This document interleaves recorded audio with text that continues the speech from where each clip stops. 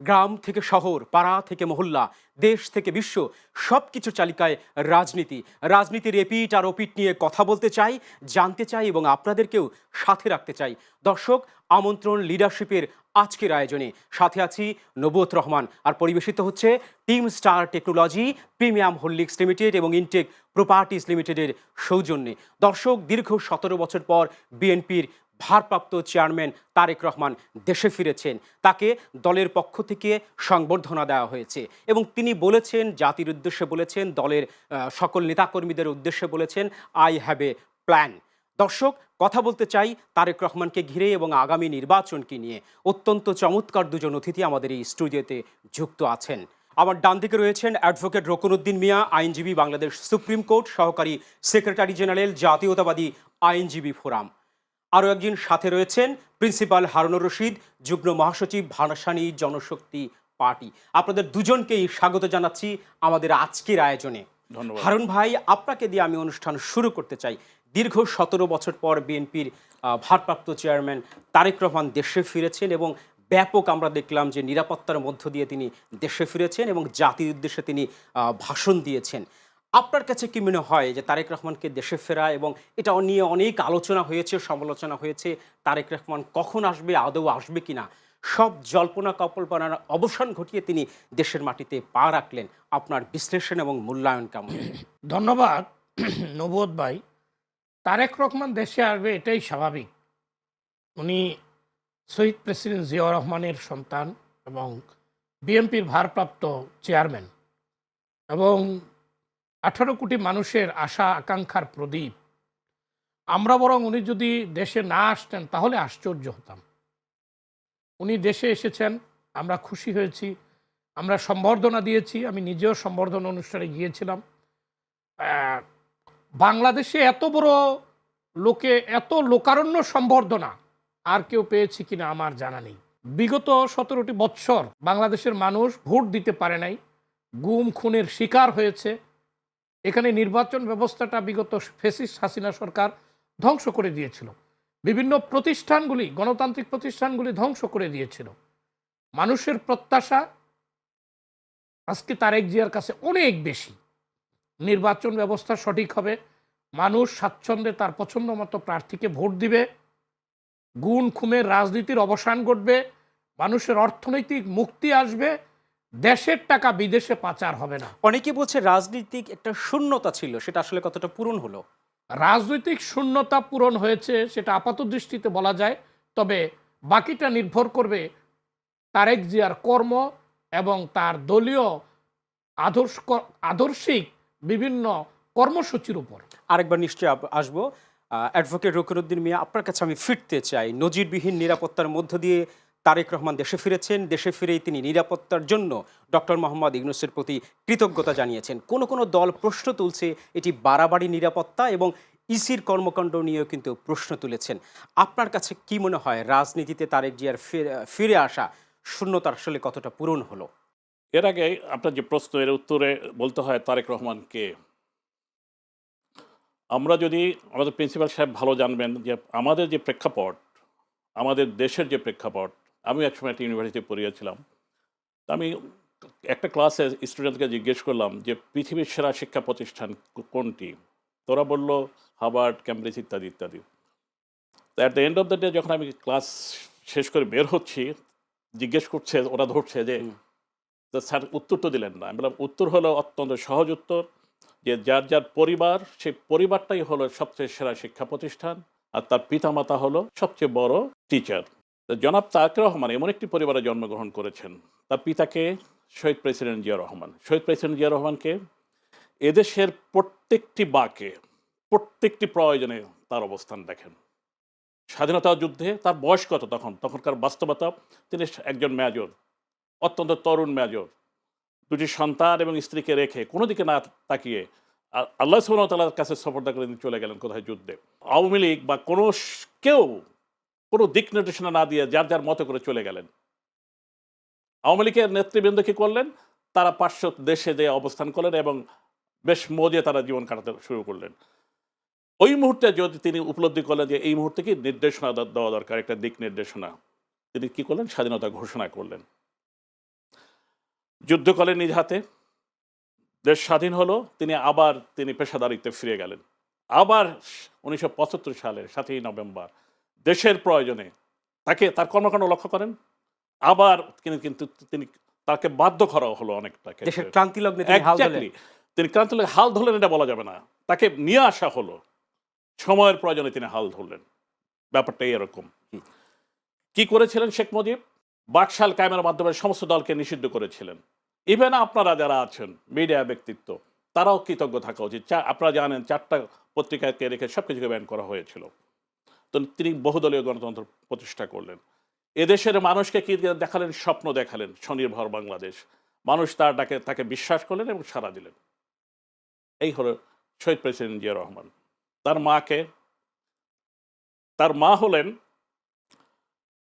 এদেশের গণমানুষের এখন একমাত্র নেত্রী, আপসীন নেত্রী, একমাত্র নেত্রী, প্রাণের মানুষ, যেটা আপনারা দলমত নির্বিশেষে এখন প্রতিষ্ঠিত একটা বিষয়। ম্যাডামের একটা কথা না বললেই না।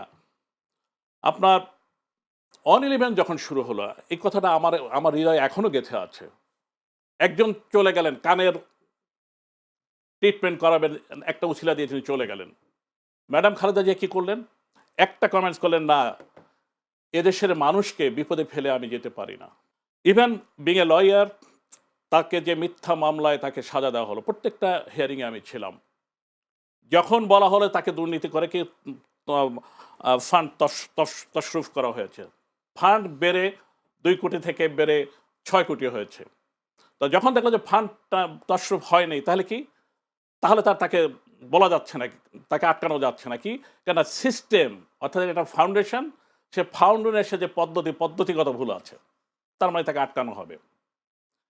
এর মধ্যে দিয়েও এত কিছুর পরও ম্যাডাম খালেদা জিয়াকে মানে নিজের স্বামীর যে ঘর, সে ঘর হারালেন, সন্তান হারালেন। এত কিছুর পরে যখন 24শে আগস্ট মাসের 5 তারিখে তার বক্তব্যটা কি ছিলেন? সব কিছু ভুলে যান, ধৈর্য ধারণ করুন। আসি তারেক রহমানের ক্ষেত্রে। তারেক রহমানকে এই শিক্ষাই তো তিনি গ্রহণ করেছেন। তার একটা বক্তব্য আমি শুনেছি, এটা শুনলে আরও ভালো লাগবে আপনাদের। সেটা কি? তিনি যখন স্কুলের ছাত্র, তখন প্রেসিডেন্ট জিয়াউর রহমান তার ডায়েরির মধ্যে একটা ছবি রেখেছেন। তো উনি বাচ্চা মানুষ হিসাবে ছবিটা দেখছেন। এর মধ্যেই প্রেসিডেন্ট মহোদয় আসছেন। তো বাবাকে দেখে তিনি একটু ইতস্তত, কি হয়েছে? তা বলে, কি করছো? যে একটা ছবি দেখছি। তো বলছে যে, এটা তুমি কি চিনেছো? তো বলছে, এটা হলো রকেটের ছবি। শহীদ প্রেসিডেন্ট জিয়াউর রহমান তাকে ধারণা দিলেন, এটাতে কি হবে? স্যাটেলাইট। এটা দিয়ে কি হবে? আবহাওয়ার যে খবর, সে খবর আমাদের যে কৃষক সমাজ তারা জানতে পারবে, সময় মতো তাদের সার, ঔষধ এটা ব্যবহার করতে পারবেন। তা ইউনিভার্সিটি পড়ে একটা আজকের জমানার একটা ছেলেও কিন্তু এই অনেক খবর রাখেন না। তিনি সেটা কোন বয়সে পেলেন? তার স্কুল জীবনে। তাদের সন্তান জনাব তারেক রহমান, এবং এই পারিবারিকভাবে যে শিক্ষা তিনি গ্রহণ করেছেন, মানুষের প্রতি ভালোবাসা, দেশের প্রতি ভালোবাসা, এবং যে দেশে থাকতে তিনি বাধ্য হয়েছেন 17 বছর প্রায়, যেখানে মানবাধিকারের দেশ, যেখানে গণতন্ত্রের দেশ, এর মধ্য দিয়ে তিনি চলতে কিন্তু অনেক কিছু অভ্যস্ত হয়ে গেছেন। এটা কিছু প্রমাণ আপনারা দেখেছেন এসেই। আমরা এই বিষয়ে নিয়ে আরো কথা বলবো। আমি ফিরতে চাই একটু হারুন ভাইয়া আপনার কাছে। হ্যাঁ, তারেক রহমান প্রবাসে গিয়েছে 2008 সালে এবং ফিরে এলেন 2025-এ। 17 বছরের প্রবাস জীবন। ফখরুদ্দিন মঈনুদ্দিন আমলে যখন তিনি দেশ ছেড়েছেন, তখন কিন্তু তার বিরুদ্ধে কিছু নেগেটিভ প্রোপাগান্ডাও ছিল এবং তিনি ফিরে আসলেন। আপনার কাছে কি মনে হয় তিনি কতটা পরিণত হয়ে পজিটিভ ইমেজ নিয়ে এই বাংলার মাটিতে ফিরে আসলেন? দেখুন নবদ ভাই, তারেক রহমান, আমার ভাই বলেছেন তারেক রহমান কার সন্তান, এটা আপনাকে চিন্তা করতে হবে। আমি আরেকটু যোগ করে বলি, প্রেসিডেন্ট জিয়াউর রহমান 1965 সালে ভারত পাকিস্তান যুদ্ধের খেমকারান সেক্টরে বীরত্বের সাথে যুদ্ধ করেছিলেন, যে পাকিস্তানকে তৈরি করে দিয়েছিলেন আমাদের পূর্বপুরুষেরা, মৌলানা আব্দুল হামিদ খান ভাসানী, কায়েদে আজম মোহাম্মদ আলী জিন্নাহ, হোসেন সৈয়দ সোহরাওয়ার্দী, আরও নেতৃবৃন্দ। আপনি জানেন আমি ভাসানী জনশক্তি পার্টি করি। সেই খেমকারান সেক্টরে যুদ্ধ করে উনি পাকিস্তানকে সেদিন রক্ষা করেছিলেন এবং জিয়াউর রহমান জাতীয়তাবাদের জনক ছিলেন। বাংলাদেশি জাতীয়তাবাদ। এবং উনি কিন্তু স্লোগানে একটা কথা বলতেন, সিকিম নয়, ভুটান নয়, আমার দেশ বাংলাদেশ। আপনি যখন বললেন যে তারেক রহমান 2008 সালে দেশ ছেড়েছেন, তখন তার নেগেটিভ কিছু বিষয় ছিল। আমাদের দেশের মিডিয়া অনেক কিছুকে অতিরঞ্জিত করে উপস্থাপন করে। আমার মনে হয় ওই সময় ওনার বিরুদ্ধে যে অভিযোগগুলি ছিল সেইগুলি অতিরঞ্জিত করে উপস্থাপন করা না, হয়েছিল। শুধু মিডিয়া নয়, 17 বছর কিন্তু বিগত সরকারও কিন্তু এটাকে নিয়ে নার্সিং করেছে, জনগণের মধ্যে তার যে নেগেটিভ ইফেক্টগুলো কিন্তু প্রচার করেছে, এটাও কিন্তু আমরা দেখতে পেয়েছি। জি জি জি, ওটা ছিল বিগত ফেসিস্ট সরকারের একটা কৌশল। আপনি জানেন যে বিগত ফেসিস্ট হাসিনা একটা বক্তৃতায় বলেছিল যে বেটা, তোর যদি সাহস থাকে তো বাংলার মাটিতে ফিরে ফিরে আয়। আয়, হ্যাঁ, এই কথাটি সে বলেছিল। আজকে আমার প্রশ্ন হলো, আপনি দিল্লিতে বসে দেখেন যে তারেক জিয়া বাংলাদেশে ফিরে এসেছে এবং প্রায় 1 কোটি মানুষের সম্বর্ধনায় সে সম্বর্ধিত হয়েছে। ইতিহাস থেকে কেউ শিক্ষা নেয় না। আপনি প্রতিহিংসা পরায়ণ হয়ে কোনো কথা বলা যাবে না।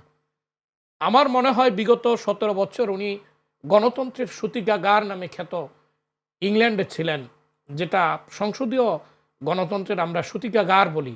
সেখানের সমাজ ব্যবস্থা, রাজনৈতিক ব্যবস্থা এবং গণতান্ত্রিক চিন্তা চেতনার সাথে মিশে তিনি অনেক কিছু শিখেছেন, যার প্রমাণ হলো যেদিন তিনি আসলেন এসেই বললেন, উই হ্যাভ এ প্ল্যান। এই বিষয়ে আমরা আরো কথা বলবো, যেতে চাই একটা ছোট্ট বিজ্ঞাপন বিরতিতে। দর্শক, আপনারা দেখছেন লিডারশিপের আজকের আয়োজন, যেতে চাই ছোট্ট একটা বিজ্ঞাপন বিরতিতে। দর্শক, সাথে থাকবার জন্য অসংখ্য ধন্যবাদ। অ্যাডভোকেট রকির উদ্দিন মিয়া, আপনার কাছে আমি ফিরে আসতে চাই। বিএনপির ভারপ্রাপ্ত চেয়ারম্যান দেশে আসলেন, তার নিশ্চয়ই একটা পরিকল্পনা আছে। তিনি বলেছেন আই হ্যাভ এ প্ল্যান, এবং আপনাদের দলের পক্ষ থেকে আমরা দেখেছি 31 দফা ঘোষণা করা হয়েছে। সেই জায়গাগুলোতে রাষ্ট্র সংস্কারের অনেকগুলো দফা তুলে ধরা হয়েছে, এবং আপনাদের ফ্যামিলি কার্ড নিয়েও কিন্তু একটি প্রচারণা আমরা দেখতে পাচ্ছি। আপনার বিশ্লেষণ কেমন? মাননীয় অ্যাক্টিং চেয়ারম্যান যখন দেশে আসলেন, দেশে এসে কোন প্রেক্ষাপটে তিনি দেশ ছেড়েছেন আমরা সবাই জানি। এসে এবং তার মার উপরে যে অত্যাচার, তার ভাই মারা গেলেন, তার বাড়ি থেকে তাদেরকে উচ্ছেদ করা হলো, কোনো কিছুর দিকে তিনি তাকান নাই, কোনো রিভেন্সের কোনো কথা তিনি বলেন নাই। ইভেন শেখ হাসিনার নাম পর্যন্ত তিনি উল্লেখ করেন নাই যে কোনো কিছু বিষয়। তিনি একটাই বলেছেন, কি বলেছেন? I have a plan. তিনি এইটা উপলব্ধি করেছেন, এইটা যে এখন নষ্ট করার কোনো সময় নেই। এবং সব দলকে তিনি আহ্বান জানিয়েছেন। এক্স্যাক্টলি, তিনি এই সবচেয়ে বড় উপলব্ধি তার, যেটা যে এই মুহূর্তে তার নষ্ট করার সময় তার নেই। এই সময়কে যত দ্রুত, যত বেশি সময়কে দ্রুততম সময়ে কাজে লাগিয়ে তার যে লক্ষ্য, এই জাতিকে একটা নির্দিষ্ট গোলে নিয়ে যাওয়া, এটাই তিনি আহ্বান জানিয়েছেন যে আই হ্যাভ এ প্ল্যান। তার মধ্যে যেটা দেখেন, কি বলেছে? ফ্যামিলি কার্ডের কথা বলেছেন, শিক্ষা ব্যবস্থার কথা বলেছেন। শিক্ষা ব্যবস্থা, ফ্যামিলি কার্ডটা একটু পরে আছে। শিক্ষা ব্যবস্থার ক্ষেত্রে তার যে গবেষণা, তিনি কিন্তু বলেন নাই আই হ্যাভ এ ড্রিম, তিনি বলেছেন I have a plan. Plan. Plan means হলো তিনি অলরেডি গবেষণা করেছেন এখানে, এবং তার কাছে স্ট্যাটিস্টিক্যাল রিপোর্ট রয়েছে, গবেষণার লব্ধ তথ্য রয়েছে। এই তথ্যের ভিত্তিতে তিনি যে প্ল্যান করেছেন, সে প্ল্যানটা কীভাবে বাস্তবায়ন করবেন সে নিয়ে কথা বলেছেন। এই প্ল্যানকে বাস্তবায়ন করতে গেলে কী করে সকলের সহযোগিতা দরকার, সেক্ষেত্রে সকলকে তিনি আহ্বান জানিয়েছেন। শিক্ষার ক্ষেত্রে তিনি যে বিষয়গুলো তুলে ধরেছেন, যে আমাদের বর্তমান দেশে যে শিক্ষার যে ব্যবস্থা, সেটা কি অনলি সার্টিফিকেট সর্বোচ্চ শিক্ষা, এটা শিক্ষা কোনো শিক্ষার সিস্টেম না। তিনি শিক্ষাকে নিয়ে গবেষণা করে যেটা দেখেছেন, যে বর্তমান বিশ্ব প্রেক্ষাপটে যেটা চাহিদা অনুযায়ী শিক্ষার যে কারিকুলাম, সেটাকে তৈরি করা। তিনি বলেছেন কি, প্রাইমারি লেভেল থেকে আমাদের যে স্টুডেন্টরা ছাত্রছাত্রীরা তৈরি হবে, তারা যেন অত্যন্ত যোগ্যতরভাবে গড়ে ওঠে, সে ব্যাপারে তিনি ভেবেছেন, চিন্তা করেছেন। তিনি গবেষণা কোথায় করেছেন? যে বর্তমানে এই দেশে বসে যেন তিনি বিশ্ব নাগরিকের মর্যাদা গ্রহণ করতে পারেন, সে ব্যাপারে তিনি ভেবেছেন। এই জন্য শুধু এটা বলে তিনি থেমে থাকেননি, তিনি বলেছেন এটা কীভাবে বাস্তবায়িত হবে সেটা বলেছেন। তাকে একাধিক না, 3টা, কমপক্ষে একটা নাগরিককে 3টা ভাষা অত্যন্ত সুন্দরভাবে শিখতে হবে। কি করতে হবে? তাকে এই বিশ্ব প্রেক্ষাপটে যখন যে চাহিদা, সেই চাহিদা অনুযায়ী তাকে তৈরি করতে হবে। যেমন এখন টেকনোলজির যুগ, টেকনোলজিকে তাকে অত্যন্ত এক্সপার্ট করতে হবে, তাকে ভাষাগতভাবে শিক্ষা দিতে হবে, তাকে বিশ্বের যে চাকরির বাজার রয়েছে সে অনুযায়ী তাকে তৈরি করতে হবে। যেমন আমাদের মধ্যপ্রাচ্যে তার গবেষণালব্ধ তথ্য দেখে আমি অত্যন্ত আশ্চর্য হলাম আজকে, কি যে আমাদের মধ্যপ্রাচ্যে প্রায় 8 থেকে 10 লাখ লোক প্রতি বছর যায়, এবং এইটা কোন অঞ্চলের লোক যায় সেটা তার গবেষণার মধ্যে রয়েছে। সেটা কথা চিটাগং এবং নোয়াখালীর একটা অংশ এখানে যায়। তো সেখানে যদি আপনার ওই অঞ্চলের যে ভাষা, আরবি ভাষাটাকে তাদেরকে শিক্ষায়িত করে যে এক্সপার্টাইজ করা হয়, তাহলে ওখানে গিয়ে তারা অত্যন্ত ভালো বেতনে চাকরি করবে। সেখানে এই অঞ্চলে মানে দক্ষ হয়ে যাওয়ার কথা তিনি বলেছেন। ইভেন শুধু তাই নয়, ইউরোপে অর্থাৎ গ্রেটার ফরিদপুর অঞ্চলের লোক ইউরোপে বসবাস করেন। ইউরোপ মানে বিশেষ করে ইতালির ভাষা এবং ওখানকার যে প্রয়োজনে যে চাকরির যে ব্যবস্থা সেই অনুযায়ী তাদেরকে স্কিল করার জন্য এই অঞ্চলকে তিনি চিন্তা করেছেন এবং এই অঞ্চলে এই প্রতিষ্ঠানগুলো তিনি গড়বেন। আর একবার নিশ্চয়ই আপনার কাছে আসবো। আমি ফিরতে চাই হারুন মার কাছে, আপনার কাছে। আপনি যুগপৎ আন্দোলনে ছিলেন, বিএনপি জোটের সাথেও ছিলেন, কিন্তু আমরা দেখতে পেলাম তারেক রহমান ফিরে আসার পরে কোন দল তার দলকে বিলুপ্ত করে শুধুমাত্র এমপি মনোনয়ন পাওয়ার জন্য বিএনপিতে ঝুঁকছে। যেমন রাশেদ খান, গণ অধিকার পরিষদের রাশেদ খানকে আমরা দেখলাম এবং এলডিপির মতো নেতাদেরকেও আমরা দেখেছি। আপনার মূল্যায়ন কি? রাজনীতির শেষ বলতে কোনো কথা নাই, এটা একটা প্রচলিত কথা। তবে জাতীয় রাজনীতিতে আপনি যখন জাতীয় নির্বাচনগুলি পর্যালোচনা করে দেখবেন, প্রায় প্রতিটা জাতীয় নির্বাচনেই বিভিন্ন দল থেকে দল ভেঙে অনেকেই চলে যায়, আবার অনেকে জোটবদ্ধভাবে নির্বাচন করে। আমরা এই 54 নির্বাচন দেখেছি যেখানে জোট হয়েছিল, যুক্ত ফ্রন্ট হয়েছিল। কিন্তু নেতারা চলে গেল, কর্মীদের অবস্থা কেমন হয়? এটা অত্যন্ত দুঃখজনক। আপনি একটা দল করলেন, সেটার একটা আদর্শ আছে, এই দলটা একটা নীতির উপরে দাঁড়িয়ে আছে। আপনি মাঠে ময়দানে বিগত সময়ে আপনি নেতাকর্মীদের অনেক কিছু বলেছেন, শিখিয়েছেন যে আপনি ক্ষমতায় গেলে দেশটাকে এইভাবে চালাবেন। তা রাশেদ ভাইয়ের প্রতি সম্মান রেখেই বলছি যে রাশেদ ভাই চলে গেলেন, আবার আপনার বিএমপিতে আরও কয়েকজন চলে গেছেন, এলডিপির সেক্রেটারি চলে গেলেন। হ্যাঁ, ডক্টর রেদওয়ান। এটার কারণ হলো যে জোটবদ্ধভাবে নির্বাচন করে দেখা যায় যে ধানের শীষ মার্কা তারা পাবে না। কারণ এবার আপনি জানেন যে আরপিও সংশোধন হয়েছে। আপনি জোট করতে পারবেন, কিন্তু আপনি জোট করলেও আপনি নিজের মার্কায় নির্বাচন দলের মার্কা নিয়ে নির্বাচন করতে হবে। আর এই কারণেই তারা হয়তো এই কাজটি করেছে, যা আমার মনে হয় না এটা গণতান্ত্রিক প্রতিষ্ঠানের জন্য মঙ্গলকর। অ্যাডভোকেট রুকনউদ্দিন মিয়া, আপনার কাছে আমি ফিরে আসতে চাই। এবার একটি ভিন্ন প্রেক্ষাপটে কিন্তু নির্বাচন অনুষ্ঠিত হচ্ছে, কারণ বিএনপি কিন্তু আগে তাদের 4 দলীয় জোট ছিল এবং জামাত ইসলামের সাথে একটা জোট করেছে। এবার তারা দেখলাম যে পুরো বিপরীতমুখী, এবং সময়ের সবচেয়ে আলোচিত দল এনসিপি তারাও কিন্তু অন্য জোটে আসছে। আগামী নির্বাচন বিএনপির জন্য কতটা আসলে চ্যালেঞ্জ আপনারা দেখছেন? গণতান্ত্রিক ব্যবস্থায় মানুষই হলো মেইন উপাদান বলবো আমি। গণতান্ত্রিক ব্যবস্থায় ম্যাক্সিমাম পিপল যে দলটাকে পছন্দ করবে বা যাকে পছন্দ করে সেই তো সরকার গঠন করবে। গণতান্ত্রিক ব্যবস্থা এটাকে আমি কোনো চ্যালেঞ্জ মনে করছি না।